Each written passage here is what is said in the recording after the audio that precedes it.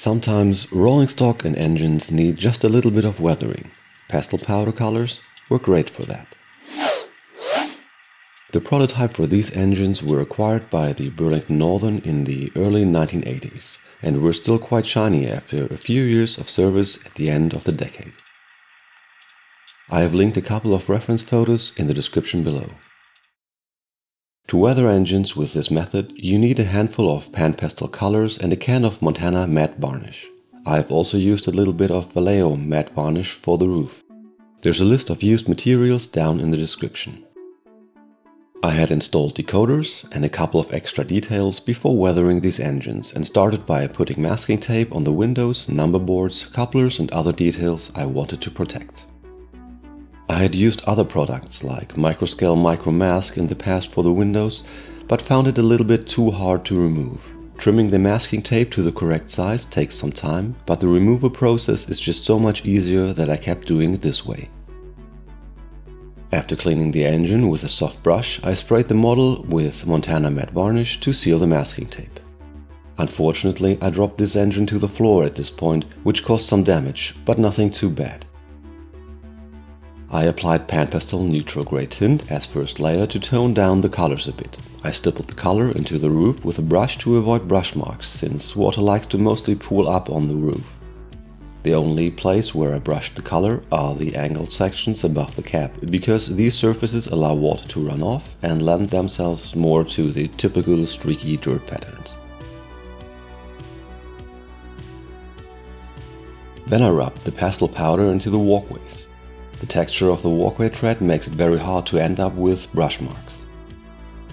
Then I brushed the powder onto the sides of the model with a vertical brushing motion. The effect becomes a lot more subtle after sealing. Often it's best to be careful when applying weathering, but applying pan pastel powders is not one of those times. After sealing, the model might look like the weathering has disappeared entirely, but a direct comparison with an untreated model clearly shows the difference. This technique is for a light weathering effect representing an almost freshly painted prototype, and I think it works great for that. I felt that the engine could use more weathering on the roof and around the ends of the fuel tank, as well as the truck frames.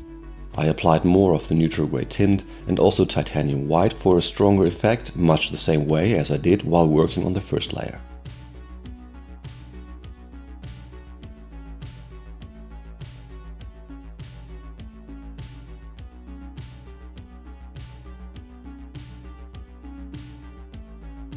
Then I added neutral grey to the frame and the walkways for a different shade of dirt. This time I used a brush with shortened bristles to brush the powder into the walkway a bit more forcefully. After another layer of varnish, the weathering started to become more visible, and it was time to move on to neutral grey extra dark for a darker and more sooty type of dirt. With this color I focused mostly on the frame and the area around the vents on the roof, but also applied it to the side panels just above the walkway. After a quick spray of varnish and the appropriate drying time, I continued with Burnt Sienna Extra Dark.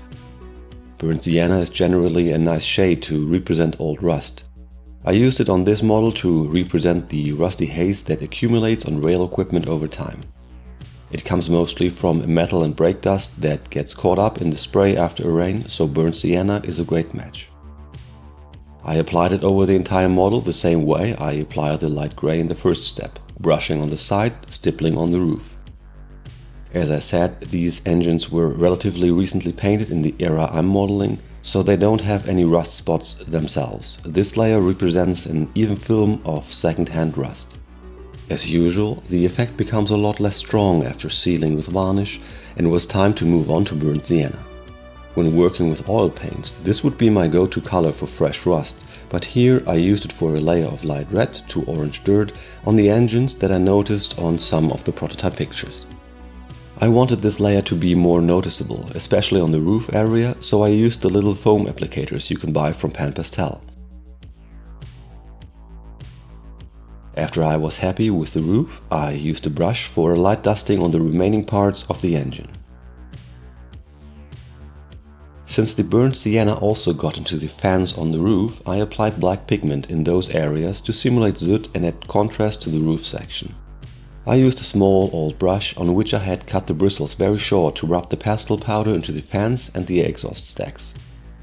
Then I continued with the air intakes on the sides the same way, and finally a light dusting of black with a regular brush to blend everything together.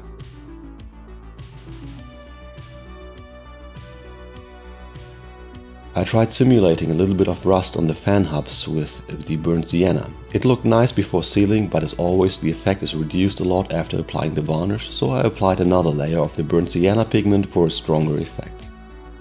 After sealing with Montana varnish, I applied a little bit of the Vallejo varnish to the roof. The Vallejo varnish has a more pronounced matte finish, but also tends to make small details look oversized, so I applied it just lightly to the roof section in order to make it look more dusty.